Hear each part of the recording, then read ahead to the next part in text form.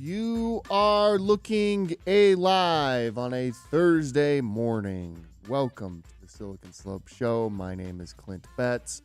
Today, Garrett's here. Tell me your name. Did you say you were looking alive or you're looking live? You're looking alive, which is a play on Hot Rod Hundley's You Are Looking Live, when he used to start every Utah Jazz game that way. You are looking live, but for us, I mean, you are looking live also, but I like saying alive. Yeah. Just Neither one of us are looking too alive. No, we're not. That's true. Let's go to the ad read.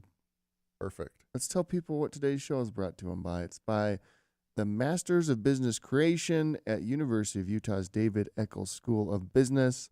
It's actually a really cool program. Let's play a little video about it. The Masters of Business Creation program is an accelerator packaged as a master's degree. Having the ability to do this program online is amazing. Whether they're just starting a business or a little bit further along, there are so many people out there that could benefit.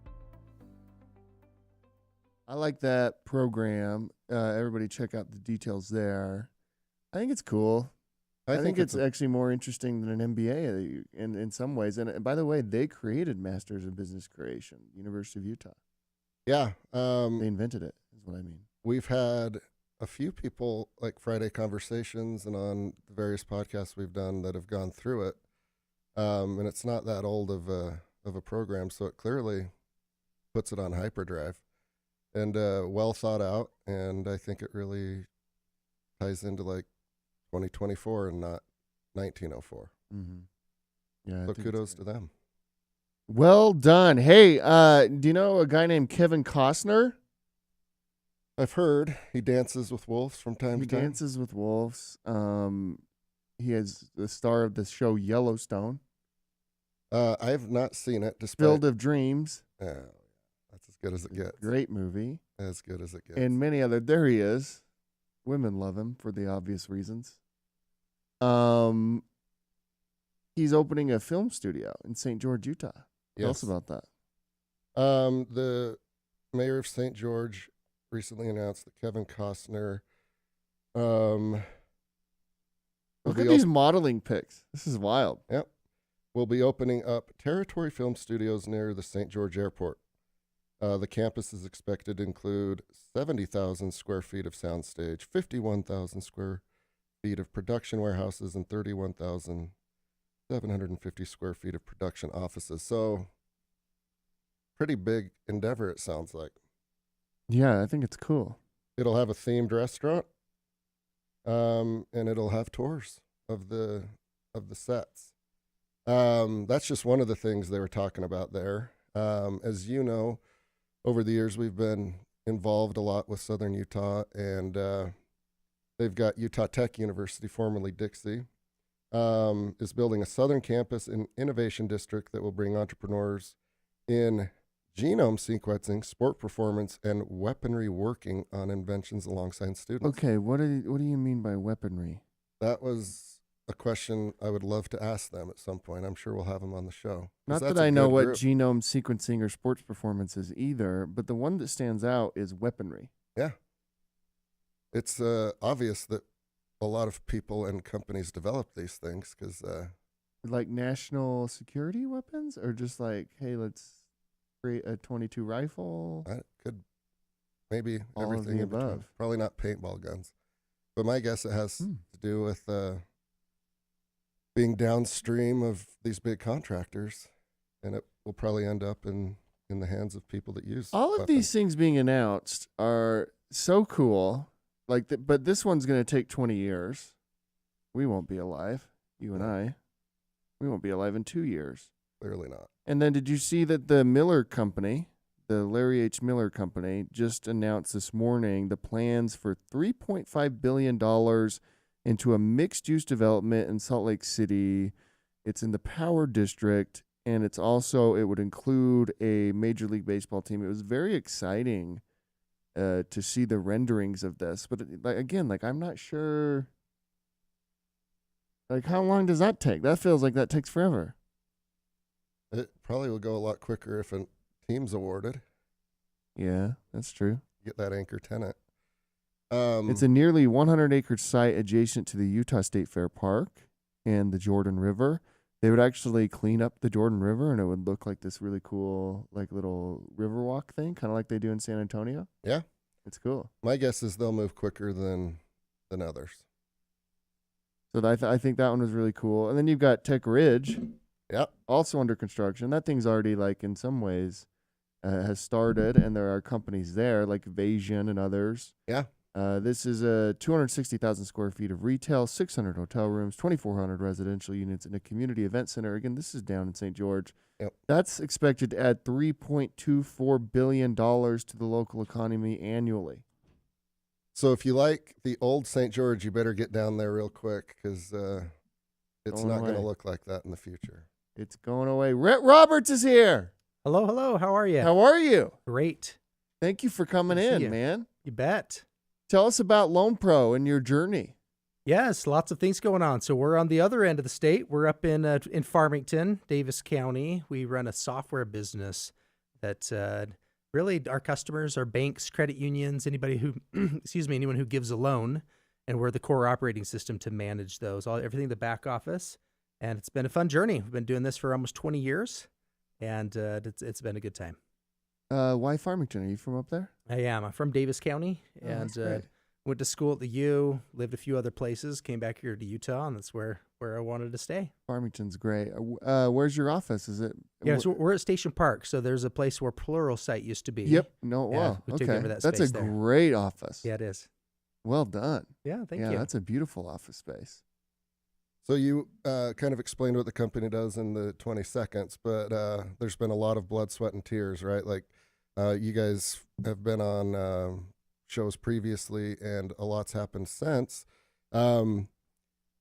The servicing of loans, right? Like this is would you describe this as a niche industry that you're just very familiar with? Yeah, well, maybe give a little bit more of our genesis story. So I did my education in investment finance at the U, and then went back on Wall Street, got married about that time. I was always, do I really want to do this lifestyle? Not 100% sure this is what I wanted to do. And so I joined my two brothers back here in Utah, decided to not take that role back east, and we started a car dealership. I had no idea what we were doing, new to the space. From the car dealer, we learned we could sell more cars to help get our customers financed. And at that time, this is about 20 years ago, there's a pretty significant gap between the financing options for prime customers and subprime.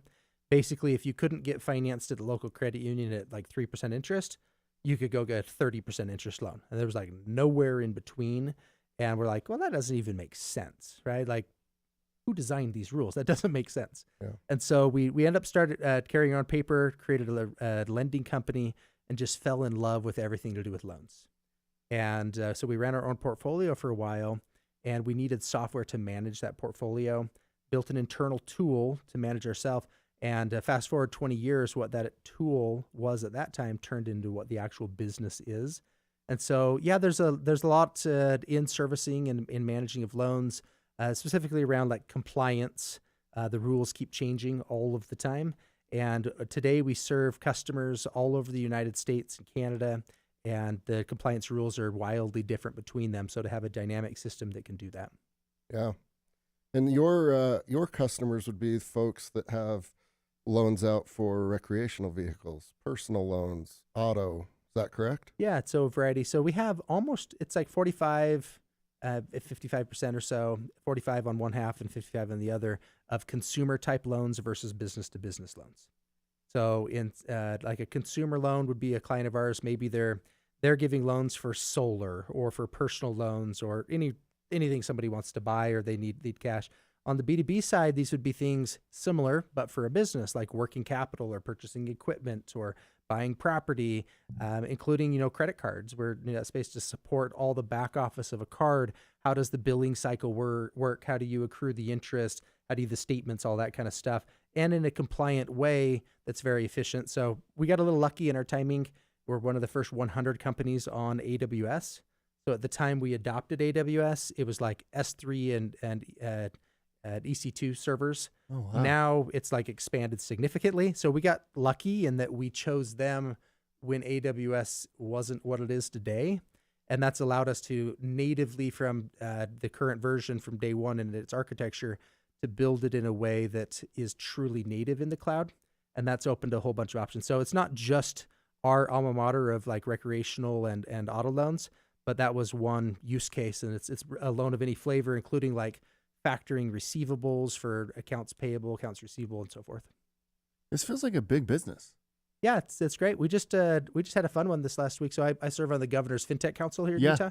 So we actually just won the award of FinTech of the Year from the state of Utah, which was great. And you know, it is a big business. We touch low double-digit percentage of the United States population, and so it's a growing business. That's incredible. Have you taken VC money at all, or did you bootstrap that? Yeah, so we bootstrapped all along, and then 2 years ago, at the time it was the largest Series A in the state of Utah. We raised $100 million, and the intent there was just to accelerate and grow. Market was a good time to do so as well, but it was a series of businesses. We had the car dealerships that rolled into lending and so forth, and it's just my two brothers and myself that have done that all along. We have a fantastic team now. We're at roughly 200 people now, and keep growing it. Who led that investment? FTV. They're a firm out of San Francisco and New York. Yeah, that's very cool. Working with brothers, what are you on the hierarchy? Oldest, middle, youngest? Oh, I'm not sure age equals hierarchy, but I am the youngest. So Lloyd and Ben, my two brothers that we've done the business with, this last year they take a passive role in LoanPro. And now we started a public charity called Become More, and it really focuses on increasing personal fulfillment and increasing prosperity. So we have a big focus in Cambodia. We have over 600 kids in our schools in Cambodia. We do there, bringing in like clean water and medical and things there, but build it in a sustainable way. One of the challenges with charity in general is that it's like a hamster wheel of go raise new money again and again and again. And we wanted to solve that. So another brother of mine, Wade, he got his PhD in economics, and he served a mission in California speaking Khmer Cambodian in the war.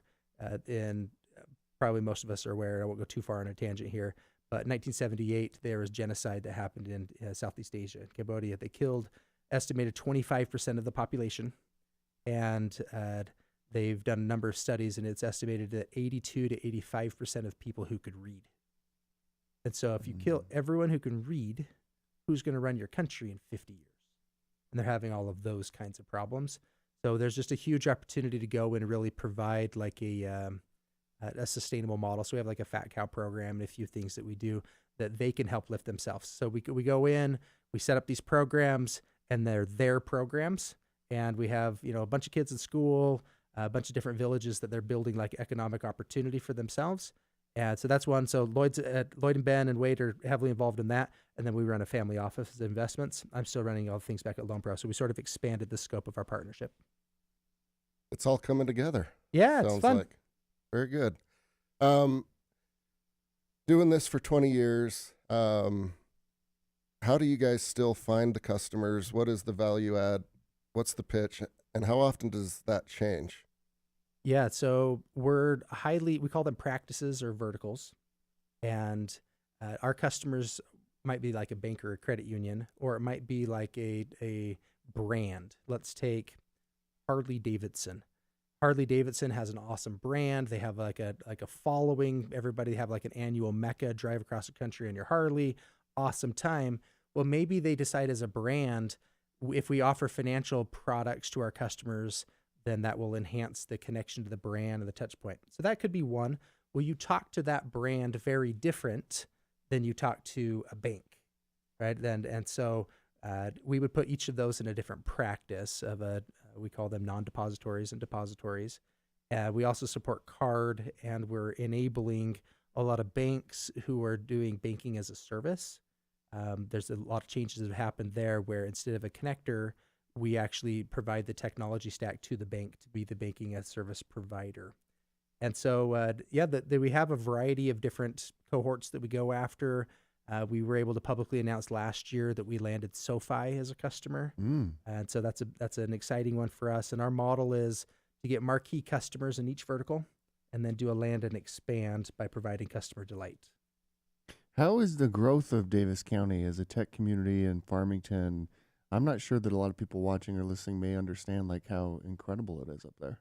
It's fantastic. So that's part of the talent strategy is being located there. There's a lot of people who live a little bit further north in Salt Lake that just don't want to commute, and of course you have work from home models and things as well. But what we found is it makes a lot of sense to get based off of the role to get you into the office.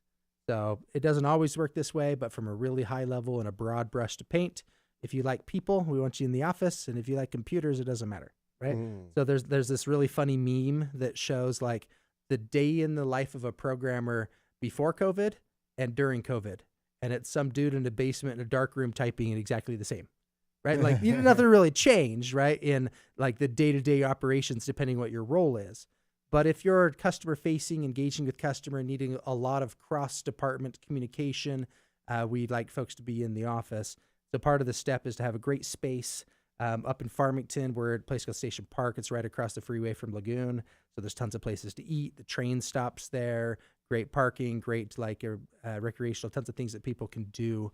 And it creates a good environment for the team to come in. And we encourage our folks to come in to build that as a core piece of the culture. Smart. Common sense. Yep. When you raise that much money, when I talk to people that aren't familiar with our world, this world at all, they'll often ask, what do they do with all of that? And it's a perfectly legit and intelligent question, but not many people know the answer to that.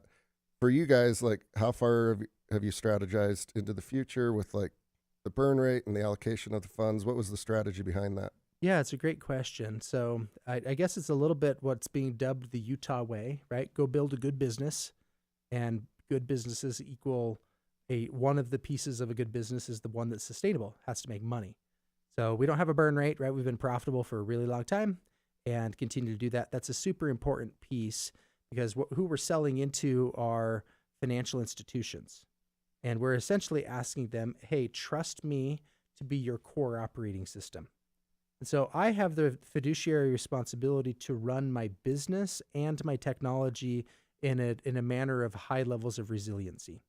And so on the tech side, that means like how you're architected and designed, and you're not only multiple availability zones, you're multi-region, and you have blah, blah, blah, all these things to be like highly technically resilient. But there's an equivalence of that on the business side, and that includes you can't really look somebody in the eye and say, hey, I promise to do all these things for you, but my business is currently losing money right now. You might not even be here tomorrow. And so we have to do what we call a Goldilocks of growth, not too hot, not too cold, maintain this sustainable growth model. And being profitable is a very important thing to us because of the resiliency that it provides to our customers. So we have a strategic plan. So view us as the operating system to manage a loan of any flavor. And that gets into make it more efficient. So compliance is a huge piece, modernization, optimization, and personalization. Those are kind of the four terms we go after. But I have this vision. There's a book written by D. Hawk. I don't know if you guys have talked about D here. He's a sort of a famous Utah boy that ended up founding Visa from Ogden, Utah. Small little company. Small little company. He did real well. And Visa is really interesting. They essentially were like a conglomerate of getting all these banks to agree to do stuff. And that's really hard to get to agree, let alone the whole network to agree, right? So it's really this amazing thing that they pulled off. But they have in his book, he has a book called One from Many. You have to get the hard copy because it's not on Audible, but it's one of my favorite books. He explains this concept of when you design things, design them how they ought to be, and then work backwards to reality. And so you asked the question of like, do we have a plan for 5 years or down the road? And that's how we approach that. Design something for how it ought to be, and then say, let me discount for all of like the imperfections of being human. Mm-hmm. And so the first step is to really make an impact. We think that we can have the maximum impact. I said a couple things like with the charity and investments and things. Where I'm trying to make the biggest impact is I think that we can make finance work the way that it ought to. And better than controlling the money is to control the tools of the people who control the money. And so the intent is to provide awesome tools that solve the problems for these people so finance works more the way that it ought to. And I'll just give one example if that sounds confusing. This is probably 7 years ago. My wife and I were in Costco, and we're doing like the Saturday run, right? It's almost bumper cars in there going around. You have your mound of food. I'm always amazed when somebody goes to Costco and they get out for under like $100, because that's not my family. We get out, we got a whole mound of food. And the guy in front of us, we're checking out. I got my kids there. They go do like the samples on Saturday. And so the kids always want to go along. And the guy in front of us to check out has 2 items. He has this giant thing of toilet paper and a $10,000 something diamond ring. And we're like, okay, well, that's super cool. First of all, you can buy both of those at the same place. But he checks out, goes, does the transaction. And this event like was seared in my memory, and it was really frustrating to me that I always just kept coming back to thinking about this event. Like, why, of all the things, why is this one that like I had dreams about it? Like I swim for exercise, and when I was lap swimming, this is like the thing that would come into my mind. And I'm talking for years. And I'm like, okay, that's a super weird thing to be like coming back as a recollection. And it finally dawned on me. The reason is because the financial instrument he used of swipe his card was the right product for revolving on the toilet paper, but it was not the right product for his diamond ring. There's tons and tons of lenders out there who would have said, hey, I'll give you 90 days, 0 interest, or I'll pay installments over time at a really low rate, or those kinds of preferential options. So why did he do it? Well, he's got my family standing behind him in line. You got to fill out an application and, I don't know, like feel like an assumed terrorist in the process. Takes forever. It's really high levels of friction. And so I started thinking about like, how ought finance to work? If it worked the way it's supposed to, how should it work? Well, now, like in our product we built out, we support cards. So now you could go swipe your card, but post-transaction, you can roll that off to an installment loan. You can roll that diamond ring broken at the SKU level off and keep the toilet paper on the card. And that diamond ring, you can send that to a market to go have bidders bid on who wants to have that, all in a delightful process. So those kinds of things, if you approach them on how they ought to be and then say, how do I get there? That's been the strategy of how to build a plan and part of the reason raising the money. I love that story in the application, because finance, whether it's big boy, big girl finance, or even just like home economics, for a lot of people it's confusing, and a lot of people would argue it's not equitable. You mentioned Yes. It's 3% or 30%. That's right. The rich people should pay 30%, and the people that don't have credit and are down and destitute should pay 3%, right? But that's not how it works. Well, it's interesting. Like what we found is we've had some economic success in our business and things. Like the whole system works that way, right? When I was going to school and had no money, I would have loved to go do these recreational activities, that kind of stuff. And now that I've been blessed and I've been successful, I get all that stuff given to me for free. Yeah. Right. And it's like, whoa, but that is how it works. Yep. Right. So I think there's the concept of access to capital is a bedrock item of capitalism. And so, but there is a risk associated with a unknown. And so if you have somebody who has a thin or no credit file, probably a great person, it's just like rolling the dice. Am I going to lose my money? So the better way of doing a financial modeling or engagement is to see, is there different data sets that you can underwrite of a historically thin credit file customer to know if they're a good bet to lend their money. What I find is kind of interesting is lots of people talk about, hey, the lenders are like gouging these parties and stuff. But if you look at portfolio performance, you'll find a prime portfolio has a better net yield than a subprime portfolio because of the charge-off rate. So it's all inside how the underwriting side happens. So the better set is to go in and play on both sides, provide financial education. Most people don't enter a financial transaction with intent to fraud. Yeah. Most people just don't really know how it works, or they maybe get a little over their skis, or they feel they need to do this thing. So there's an education component, but then there's the other side of it of saying, could there be something that feeds the underwriting model better? So there's a couple of great companies here in Utah that help with that. Think of, Finicity, think of MX. as two examples of providing transaction level history of bank accounts. They provide access to bank accounts through authentication credentials. Now, if I can look at your bank account and I can see the ins and outs of all the different money and what you're paying and stuff, I can underwrite that deal differently than I would if I'm only looking at a credit file. And that can expand the scope of access to capital. Same thing happens on a business side. If you have a good idea and you want to go start a business, good luck getting money, right? As soon as your business is successful, everybody wants to give you money. So it's exactly the same thing. And it's because it's not from, are you worthy of access to the money? It's from, what is the credit risk of giving you the money? And so it's not that there's a good or a bad party involved. It's trying to be good stewards of resources. And so that I think one of the best strategies of access to capital is better underwriting models that can take that into consideration. Oh, very interesting. Macro events, the Fed or SVB, those types of things, how does that impact your business? And if it does, how long does it take? A lot, right? It's highly correlated. You follow that stuff a lot, like every day? Yes, I do. Yeah, I bet you have to. Yeah, very. So obviously, today, interest rates are like the talk of the town. They've historically normalized, but they feel high, right? Because we got used to artificially low interest rates. And so depending on how old you are and when you came out of university and when you started borrowing things, some folks have, mortgages fixed in the 2s. Well, historically, that's really unusual. And they've more normalized to historical rates. So if you go get a mortgage now, it feels expensive to you. And so that impacts consumer confidence. There's a study published last week, actually. Consumer confidence is pretty high right now. Yeah. They're doing really well. Consumer confidence, the reason it's measured is it's correlated to spend.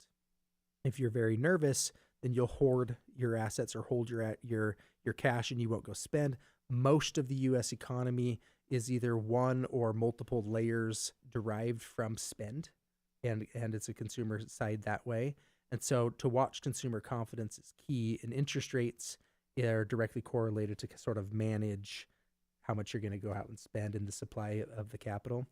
We actually, one of the things we monitor the most in the macro environment is the regulatory environment. So that's an interesting space right now. So you have at the federal level, you have like the CFPB and the OCC and the FFIEC and all of these different alphabet of acronyms that sort of complement one another and sort of have a turf war with one another. And so from a regulatory side, that's federal. Then you have the state level. All of our customers are required to have different levels of licenses to be in the business. So that license might come from a state. It might come from a federal level, depending on, are they depository or not, and where's their charter and so forth. And as such, they have the oversight that needs to be managed, that they're running it in a good way. But the rules keep adjusting because it's a fast-moving world out there. So the regulator comes in and says, hey, I'm trying to solve something perhaps like access to capital or discrimination or fill in the blank. Yep. And so they create an adjustment of the structure of the rules. Well, that's where my software comes in. And one of the primary value adds that we provide is a dynamic support for compliance. I'll just give one example and then you can kind of, elaborate that or take it. Take something fairly simple. A borrower calls into their lender and says, hey, this life event happened. I lost my job or whatever, and I normally pay you on the 1st of every month. Can I change my due date or can I skip a payment? What does the lender say? They're like, well, I don't know. Can you? Is that allowed? And if so, who allows it? And what are the rules and the framework? So that's like probably the simplest example. Well, it turns out it depends is the answer. Depends on where the money comes from. And it depends on from the capital side. So if it's a bank with a federal charter, there's the FFIEC who has a strong opinion about this. They basically say, hey, the bank, let's use an example. If the bank is a publicly traded entity, if you're an investor and you buy a stock of that bank, then you're going to want to track to see how the portfolios that bank gives loans they give loans, and those loans make up portfolios. You're going to want to see how they're performing. Well, you need to have some standards. And so in order to have standards, it can't just be up to the person who answers the phone to decide, can you or can you not change a due date? Can you or can you not skip a payment? It needs to follow some rules. So those rules include a layer of the government saying, oh, well, in this particular example, the FFIEC says you must have the loan established for at least 9 months. You can't have skipped a due date between X period of time. You have to have made at least 3 payments on time. You have to show intent and, these hoops you have to jump through. Our software takes those compliance rules and makes that embedded in the process so that the agent who answers the phone, or if the customer is engaged on an app or a website and trying to do the activity, it will, I say, make them color within the lines, and it will intercept any infraction of trying to color outside of the lines. Well, that's hugely valuable to everybody because that's a lot of things to put in your head and have a call center rep remember that stuff, right? Yeah. Or just, a lot of their processes that we displace are, I don't know, if you need to change a due date, call Terry or call John on the team and they know how it works. Right. Our software steps in and solves those things for them. But that's not always the case that the rules are the same. If you're not a bank or if you're a depository, then maybe your money came from an investor and maybe the investor has some kind of rules about what you can do. Maybe you have your own business rules that you add on layer. So I like the analogy of when I was in elementary school, they would have the overhead projectors. I don't know if you guys had the same thing, but you take that transparent paper, you draw something on it, and then you could layer multiple of them on top of each other, almost like a Venn diagram. What's the smallest space of them? We do essentially we call them guardrails and controls. They do that. You can have a layer for a different rules and regulations, maybe from the OCC or and so forth. And you can start layering it, including your own business rules or portfolio rules or capital requirements. And that will make them color within the lines of that area. And so take something that sounds simple, like, hey, a basic servicing action. Turns out actually gets kind of complicated. And it's not complicated out of ill intent. It's complicated because everyone's trying to be protected. In that case, they have those rules because they want standardization in portfolio performance to protect the investor. And so it's not always just protecting the consumer. It's protecting the whole value chain. Wow. How do you think about cryptocurrencies? Oh, that's going to be a fun one. Yeah. I am so I've gone to a bunch of different conferences and stuff of what I'll call true believers. Yeah. Right. Over Bitcoin the years. maxis, things like that. At one point, we had about 3% of LoanPro's revenue coming from folks who were supporting crypto. And so they would give loans against cryptocurrency, mostly as folks who wanted to keep their asset in crypto but needed liquidity. And so they would borrow US dollars against a store of value, and they would proceed that way. And we had, it's gone down. They had a little bit of a winter and a freezing that happened. But at one point, we had about 3% of our revenue that came from that space. So I really got intrigued and jumped in and wanted to learn a bunch about it. One of the interesting things, it's often described as like this revolutionary new idea. But that example of like a crypto loan, it's exactly the same thing as a margin loan. Right? It's been around forever. It's the exact same thing of having a portfolio of assets, a basket of assets in equities and borrowing against it. It just happens to be crypto's 24/7, much higher volatility, and usually higher liquidity as well, right? So I am a strong believer in the technology of blockchain. I think cryptocurrency is the wrong use case for it. So that might be a controversial view depending who you talk to. But I think the natural use cases for blockchain are things like custody of ownership, something like a title company. When I buy a piece of real estate, I shouldn't have to go into a title company. You should be able to have a distributed ledger through blockchain that could show a high level, like they could show that now I'm the owner of that thing. And we should be able to automate any form of like custody of ownership. I think so. In my mind, that's more of a natural place where you'd use it. It's really hard for me to understand why the government would cede control of the money supply. Yeah. And so for that reason, even if I love cryptocurrency, for that reason, I don't put my personal money in something that could just be completely nullified with a single signature. Yeah, because the end game of something like Bitcoin is to get rid of governments. And I don't think Like, they're going to if play you go- nice with that. If you go like all the way to That's the right. end, it's like we don't like government control of money. Right. And this eliminates that. And if Bitcoin is successful or something like it, although Bitcoin is, I think the top currency there, then you don't need governments anymore Right. in the In that area. Bitcoin maxi world. Yeah. So And that is a hard the hard. thing for Thing to me get to your head see wrapped that around. happening. Yeah. So I mean, it's a cool idea, and I think there's a lot of use. I think that it could be used well with slightly different pivoted and use cases. Obviously, very efficient for moving money, very efficient for store value options, for removing a bunch of red tape. But we also approach red tape as if it's all bad and evil. So take like the FedNow. So there's this thing where you can move money faster through FedNow. And turns out everybody wants to receive money fast. Nobody wants to send money fast. Right. But send money fast just equals fraud faster, Mm-hmm. right? Everyone's like, yeah, the problem in payments are it's too slow. Well, I mean, some of it's engineered that way on purpose. Friction's not always bad.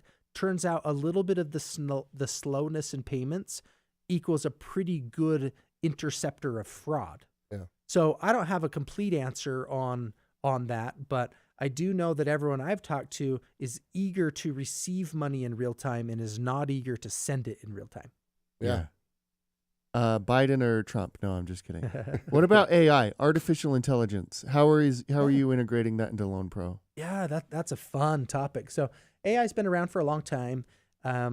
So we build our own large language model. So taking the data sets of our customer, de-identified data, not the actual like customer's name and address or whatever, but like the de-identified data to see trends. And we are using AI, and we're building several of these things out right now to do prompts and recommendations of things to do on servicing loans.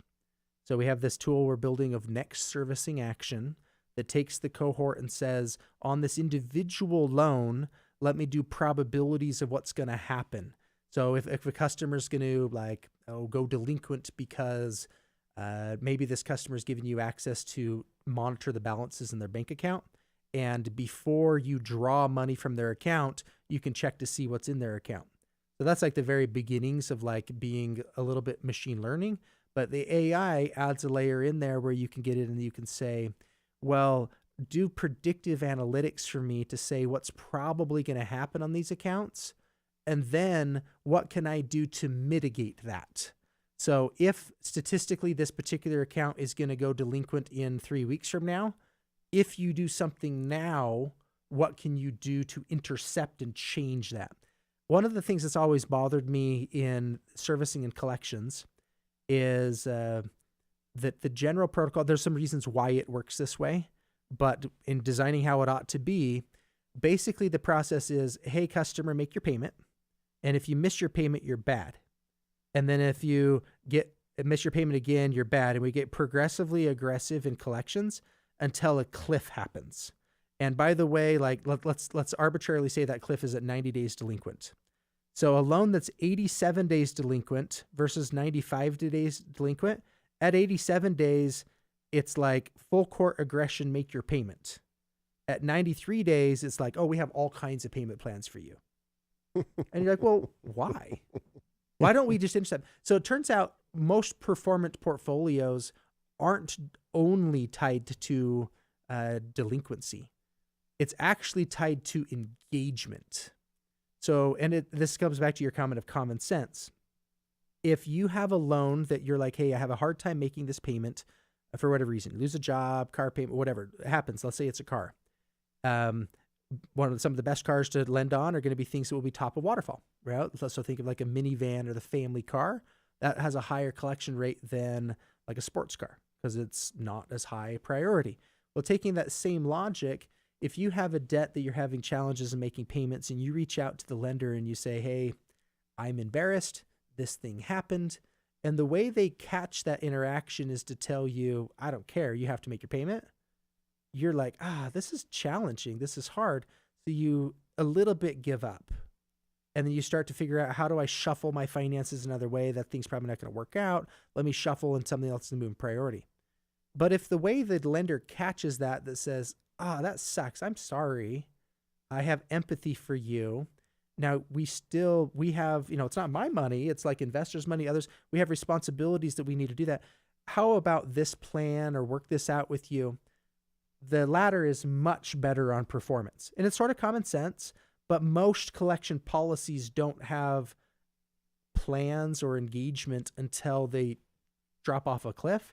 So the ideal of like next servicing action is, can we intercept those earlier? Can we have the system use the AI and large language models to identify before those events occur? To say, let me prompt and engage with the customer and say, hey, just a heads up, I want to do this or that or tweak this or whatever. And if I can keep them highly engaged in managing their loan, they'll continue to make payments, and that turns into a more performant portfolio. So it's good for the consumer, it's good for their credit, it's good for their access to capital, it's good for the lender, it's good for the portfolio, for the investor. It's an all-around win-win-win. And so that's the kinds of things we're plugging AI into. There's a few other things like a lot of our customers have to fill out different reports for the different alphabet of regulators, and we can automate a lot of that, but then we can add AI in there to do portfolio analysis for them, those kinds of things That's as well, cool. showing cool different trends and things in the system. Yeah. So I apologize. Sometimes I realize you ask a short question, I give a long answer. No, but they're very interesting. No, that's incredible. The way artificial intelligence interacts with your industry is actually kind of fascinating. Yeah, a lot of folks the low hanging fruit is to do customer service with it. Right. So imagine you're on an app or call in. You may or may not know if you're talking to a customer, to an actual human, but all of your low hanging fruit, I want to. And it turns out I want to fill in the blank. So it turns out if you rank like the reason people call, give a guess. What's the number one reason people call their credit card company? Rod? Number one. Lost? Number one is questions about rewards. Whoa, really? Number one by a long shot. Oh man, People doing it are wrong. like, hey, I signed up for this thing and I didn't get my 10,000 points, or so they're mostly reward questions. So if you can do operational efficiency by intercepting that with like, they call in and you don't have a human answer, but it's like, hey, are you calling about rewards today?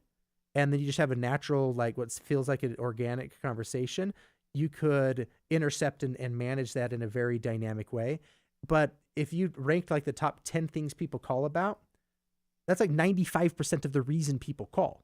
It's only 5% that you actually probably need a human involved to go like figure something out. 95% of it's going to be their rewards or delinquency, payment plans, fraud, like these pretty normal standard things that that's a low-hanging fruit. Then we're obviously doing a few things there. There's quite a few parties doing a few things in that area. Yeah. I love your answers. This is a bit of a mini master class on finance, economics, how the world works. I always thought it was interesting that the mafia had like a more efficient and oftentimes kinder collections process than Discover card. When I was in college, I forgot I had this Discover card, and they called me and turned the screws, and it was like $70, right? Yeah. At least the mafia will send Moose and Rocco 2 or 3 times before like the real deed's done, Yep. and they'll give you some options. Before But they get there out was- the brass knuckles. Yeah, it was like just pay or your credit's gonna be screwed forever. Anyways, Yeah, and we're seeing, so a lot of fintech started off with, hey, let's build products that fill gaps that are in the financial services. So think of pretty much every neobank that was interesting ways that they did the fragmentation. But if you like cats, this neobank's for you. If you like alligators, this one's for you, right? And so like this, I don't think that's the way to do it. Because it turns out if you like cats, that's probably not the number one self-identity that you have. It's one in a tapestry of things. So maybe we ought to... If it is the number one, that's a pretty wild. Yeah, it's got to be some diehards there. But they sort of did that on a lot of them. What we found is that as you get into these, they start off in like traditional finance is bad and we are good. And then they realized, oh, I actually need to make some money and be sustainable. And so their products become incrementally more and more like traditional finance, especially when interest rates came up. So their revenue models were to make income off the debit interchange. So when you go swipe your card and buy something in the wild, the retailer doesn't get the full amount you pay. There's a little fee structure that pays everybody in the value chain, and some of that's the interchange. And debit makes about a 1% lower interchange than a credit card does. And so all of these folks that their revenue models were make money from a debit interchange, when interest rates came up and their operating costs of paying all their employees and everything, they don't make any money. So they're trying to say, hey, what's additional ways we can make money? And most of them started in models of being a neobank with deposits and with access to your deposit being a debit card, and they made money on the debit swipes. Well, they've had to add additional things. So you see some adding insurance products. You see some adding various credit products, line of credit, credit cards, installment loans, spot me kinds of loans, and those kinds of things. So I think the next decade is going to be super exciting. And the word I would use is like specialty finance. These are all going to become highly personalized, meeting the customer, if it's a consumer or a business, meeting them where they're at and giving them products that are designed for them. And we have one that's kind of an interesting one. We have a customer of ours that focuses on giving loans to a few different cohorts. And one of the cohorts are teachers. Well, some school districts in the United States have a diminished pay or no pay during the summer for teachers. Others like average it out and pay you equally throughout the year. So if you're a lender going to give a loan to somebody, like a straight line amortized loan on an auto loan or personal loan or whatever, and you know they don't make money in the summer, and then you're surprised they have a hard time making a payment in the summer, I mean, that's kind of on you, right? Mm-hmm. Well, why did they do it then? Well, typically the reason they did it is because their capital doesn't want to do highly personalized loans. Their capital is like, no, I want a straight line amortized loan. And so it's not like a legal reason. There's not like, it's a business choice of their capital structure of why they had to do the not personalized type loan. So we have a customer of ours who said, let me go figure out my capital problem. I'll deal with that with the capital markets. I'll deal with that with the credit facility. We'll go ahead and write that we're going to do them this way. And they give loans that have either skipped or diminished payment sizes during the summer. Turns out that portfolio is more performant than other ones. So I think the future, and it's good for everybody, right? So I think the future is highly personalized finance. Yeah. And that seems like it'll be a lot better for everyone. Yes. Right? Yep. Very cool. Rhett, thanks so much for coming in, man. Yeah, I appreciate Seriously. it. You guys have a great thing here, and appreciate all the things you're doing, especially here in Utah. I love Utah. Utah's a great place, and a lot of people are making impact. I know you guys are doing great things. Thank you. Yeah, well Appreciate it. done with everything, man. Remember, today's show is brought to you by the Masters of Business Creation at the University of Utah. Definitely check it out. We'll see you tomorrow. We Thanks won't. so much. Oh, we won't. No, Monday. Who we got Monday? Martin Miranda, co-founder and CEO of EventStack. Ooh, all right. Enjoy the Monday. weekend. Martin Miranda.